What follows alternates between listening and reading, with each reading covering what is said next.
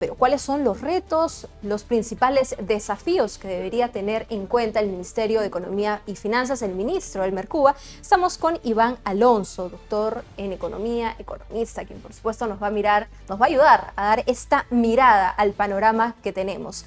¿Cómo está, doctor Alonso? Buenas noches, bienvenido. Muchas gracias por la invitación, buenas noches. Gracias. ¿Cuáles usted cree que son estos, por lo menos tres, a ver ya, no nos pongamos exigentes, tres retos que debe asumir este ministro de Economía, el que recién ingresa, por lo menos hasta fin de año, entendiendo la coyuntura en la que estamos, próximos a un fenómeno del Niño y que ya vemos algunos impactos? Bueno, el primero es precisamente el fenómeno del niño. El Ministerio de Economía tiene que habilitar las partidas y facilitar todo el manejo presupuestal necesario para hacer frente a, a esta situación, para todos los trabajos de prevención y posteriormente de reparación, vamos a decir, que sea necesario. Pero también el fenómeno del niño le abre un frente en el funcionamiento de la economía, porque va a haber actividades que van a estar muy golpeadas, como la pesca, la agricultura en cierta medida, la construcción. Entonces tiene que ver que estas actividades puedan recuperarse lo más pronto posible, pero además disponer lo necesario para que se facilite pues, la entrada de productos del exterior si es necesario, frente a una eventual escasez, la disponibilidad de combustibles, etcétera, para que podamos transitar por esta situación con los menores problemas y sobresaltos posibles. Ahora, en el mensaje ante el Congreso de la presidenta Keiko Fujimori se adelantaban algunas acciones o la mirada que tendría el Ministerio de Economía. Por ejemplo, una de ellas que también en redes sociales estalló, el elevar el sueldo, la remuneración mínima a 1.300 soles. ¿Usted cómo ha tomado esta propuesta? ¿Es viable en un corto plazo? ¿Es más política que técnica? Mire, de ser viable es viable, basta dar el decreto y esperar que las empresas cumplan, aunque no todas cumplirán. La pregunta no es esa, la pregunta es si es conveniente. Y mi opinión es que la presidenta Fujimori está aparentemente persiguiendo dos objetivos contradictorios. Por un lado, habló de formalizar la economía y particularmente formalizar el empleo, y por otro lado, de una manera sorpresiva, sin que nadie se lo pida y después de haber atacado la idea en campaña, lanza este aumento de 15%, que no es poca cosa, ¿no? Entonces, ese aumento de 15% va en contra de un intento de formalizar, porque más bien es un incentivo a informalizar la economía para las empresas que no pueden asumir ese costo. Y por otro lado, después de que se filtra el presunto pedido de facultades, donde se habla de medidas que a mí me parecen muy sensatas, como revisar el número de feriados que tenemos y esos feriados que se han creado recientemente de la nada, pero apenas esto genera una reacción, el gobierno da marcha atrás y anuncia que no se va a tocar no solamente los feriados, sino ningún derecho laboral, entre comillas. Entonces, ahí hay una gran contradicción porque gran parte de la informalidad tiene que ver, pues, lamentablemente, con una serie de beneficios y pretendidos derechos y feriados que suenan muy bien, pero afectan los costos de las empresas y no están alineados con la productividad del empleo. Ahora, también otra de las propuestas hablaba de las brechas sociales. En el caso, por ejemplo, de Pensión 65, duplicar el monto que se le entrega a sus beneficiarios, en este caso a adultos mayores. Este tipo de ideas, de incentivos o de incremento a programas sociales debe ser una mirada también del Ministerio de Economía, sumado, por supuesto, al Ministerio de Desarrollo e Inclusión Social. Que todo va sumando, ¿no? Pensión 65 por sí solo digamos, este aumento se ha calculado que cuesta 1.700 millones de soles al año, pero todo va sumando. No hay que olvidarnos que hemos terminado el periodo anterior, ¿no?, del gobierno de Perú Libre con una serie de eh, cargas fiscales, obligaciones fiscales a futuros aprobadas por el Congreso saliente, que han sido muy criticadas. Y lo que ahora necesitamos es que el gobierno revise muchas de esas leyes, que vaya al Tribunal Constitucional si es necesario para cuestionarlas.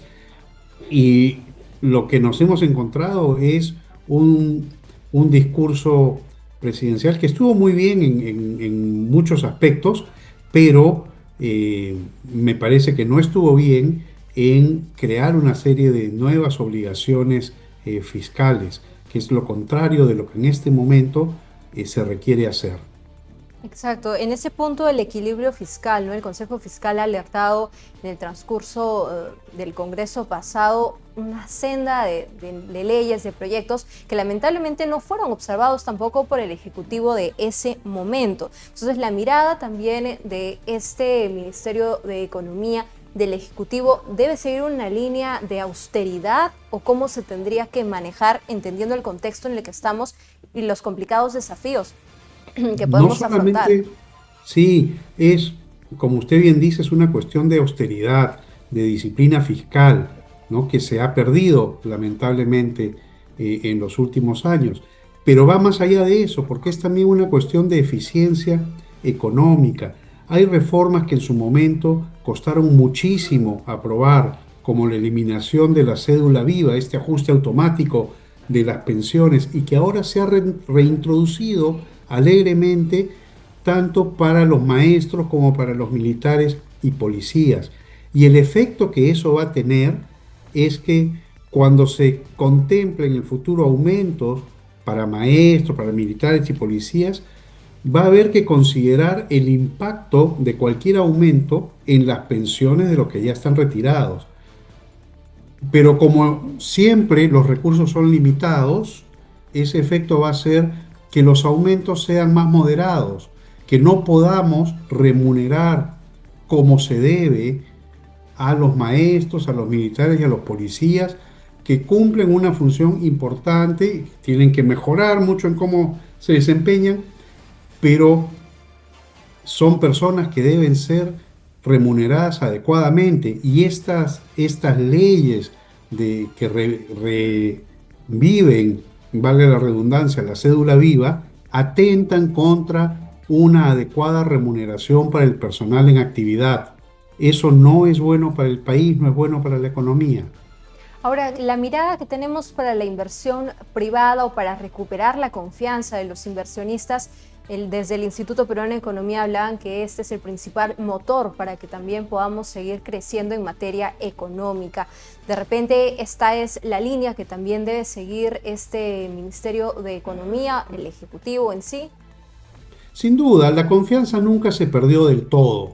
Hubo temores en ciertos momentos, pero la confianza no se perdió de todo. La economía tiene ciclos, y en los últimos 24 meses ya la inversión comenzó a crecer aceleradamente, está creciendo más de 10% anual, la inversión privada, y la economía también ha comenzado a crecer. Entonces, en ese sentido, la presidenta Fujimori llega en un excelente momento. Yo creo que debería dejar hacer, intervenir lo menos posible en la marcha de la economía, porque la economía trae su propio impulso. Sí tiene que dar todas las señales necesarias de que el gobierno no va a interferir indebidamente con la marcha de la economía, que va a respetar los compromisos, la independencia de poderes, que no va a poner trabas a la inversión. Todo eso está muy bien, pero más allá de eso, yo creo que debería dejar que la economía sola haga su trabajo. Y la estabilidad política también es otro factor que mueve nuestra economía. Hemos visto que en los últimos años se han cambiado presidentes, se han cambiado ministros. la mirada y la línea también debería ser conservar o permitir que el país por lo menos afronte una estabilidad política.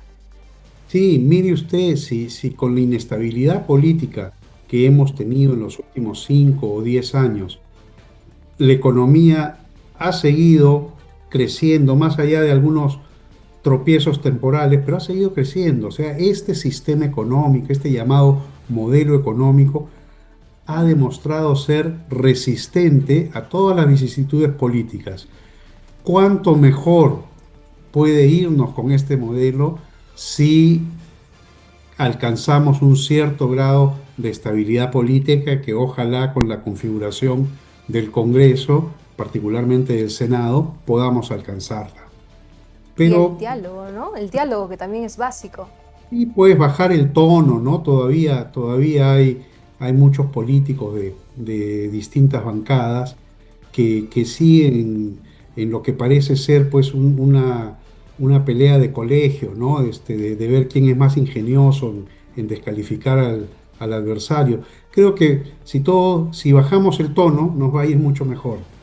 De acuerdo, gracias, doctor Iván Alonso, economista, por darnos también estos lineamientos, la mirada que debería tener el Ministerio de Economía y Finanzas, porque el viernes ya presenta un adelanto de esta perspectiva que va a tener para el país, por lo menos para lo que queda de este 2026, y por supuesto vamos a estar en contacto. Doctor, gracias por estos minutos. Muchas gracias, buenas noches. Buenas noches.